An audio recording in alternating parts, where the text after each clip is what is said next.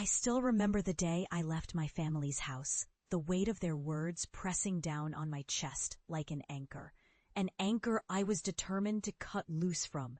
They told me I was wasting my life, that my obsession with ancient soils and indigenous farming methods was a joke, a foolish dream that would only lead to shame. I could hear my father's voice, sharp and dismissive. "You're chasing ghosts, kid. You'll fail, just like everyone says." My mother's eyes, filled with concern, but also a quiet disappointment I couldn't bear.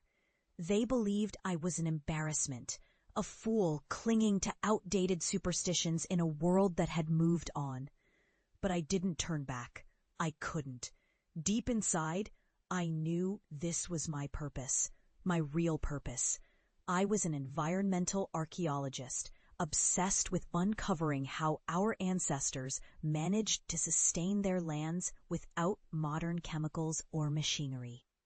I believed that their ancient techniques weren't just relics, but solutions, answers to the ecological crises we face today.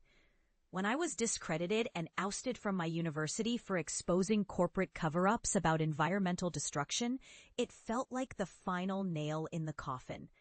My reputation was shattered, and I was cast aside as a dreamer, a fool clinging to superstition. But I refused to give up.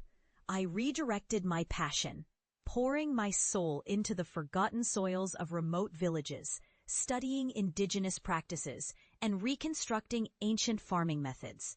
It was slow, grueling work. I faced ridicule from the scientific community, mockery from colleagues who saw my ideas as archaic superstitions. They called me a relic, a romantic fool, but I persisted, driven by an unshakable belief that I was onto something real, something transformative. Years passed. I dedicated myself to this pursuit. And slowly, the results began to speak for themselves. I reclaimed barren lands, turning deserts into lush, thriving ecosystems. I demonstrated that ancient, sustainable farming techniques, crop rotation, natural composting, water conservation weren't just relics, but vital tools for healing our planet. The media caught wind of my work. Governments and NGOs started to listen. I became an advocate, a pioneer, a voice for the Earth's forgotten wisdom. And finally, I saw my name rise from obscurity to recognition. But what mattered most wasn't the awards or the headlines. It was the transformation of the land and of myself. I had proven that resilience, faith, and unwavering commitment could turn the impossible into reality. My success was a testament to the power of truth, even when buried beneath ridicule and rejection. And then the day came. I returned home, not as the broken, mocked outsider I once was, but as someone who had forged a new path, someone who had turned the tide of environmental despair into hope. I stood in front of my old house, a place that had once felt like a prison of doubt and disappointment. As I drove up the familiar dirt road, I saw them, my family, standing awkwardly on the porch, faces etched with disbelief. They had heard about my work, of course, but nothing prepared them for what they were about to witness. I stepped out of the car, and with a steady voice, I announced, "Mom, Dad, I want you to see what I've done." I led them to the land I had reclaimed, a patchwork of vibrant green where once only dust and despair reigned. It was a sprawling testament to ancient techniques, terraced fields, composting systems, water-saving canals, all thriving in perfect harmony. Their eyes widened as they took it in.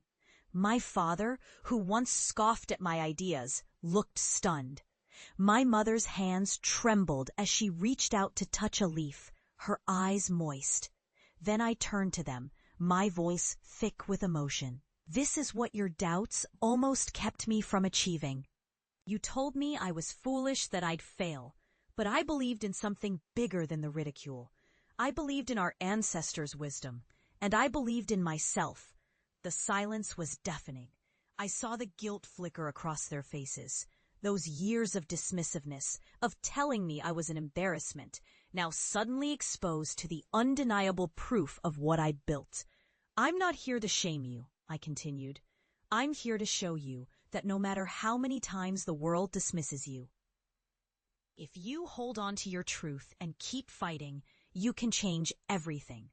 I did, and I hope this inspires you to see that sometimes the ridiculous ideas are the ones that save us. The moment hung heavy, like a burst of sunlight breaking through storm clouds. My family looked at the land, then at me, and for the first time, I saw respect, not just admiration, but genuine acknowledgement. In that moment, I realized that the greatest triumph wasn't just the land's revival or the recognition I'd earned. It was the redemption of my own spirit, the healing of wounds inflicted by doubt and scorn. I had turned the past's mockery into a lesson of resilience, proving that perseverance, faith in one's vision, and unwavering integrity can rewrite destiny. As we stood there, I felt a profound peace. My journey had come full circle, and I knew I had finally fulfilled my true purpose, not just as an environmental archaeologist, but as a testament to the power of belief. My family's derision had once threatened to drown me in despair, but it only fueled my fire. And now I understood that their disbelief was just the soil in which my roots grew deeper, that their skepticism was the fertilizer for my growth. Because in the end, success isn't just about the land you reclaim or the accolades you gather. It's about transforming the narrative of failure into a story of unwavering hope and relentless pursuit. It's about proving that even the most dismissed ideas can bloom into the greatest triumphs.